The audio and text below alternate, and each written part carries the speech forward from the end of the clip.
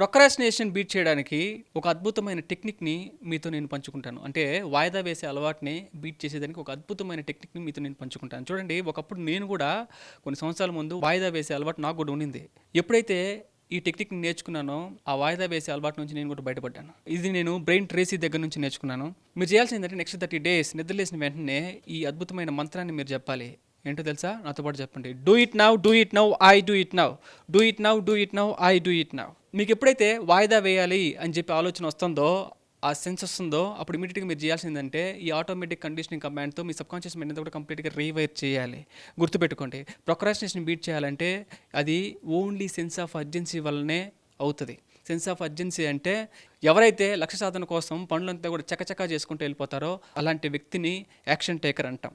Okay, so only 2% పీపుల్కి మాత్రమే ఈ భూమి మీద సెన్స్ ఆఫ్ అర్జెన్సీ అనేది ఉంది. సెన్స్ ఆఫ్ అర్జెన్సీ లేని వ్యక్తి ఈ భూమి మీద సక్సెస్ అయినట్టు చరిత్రం లేదు.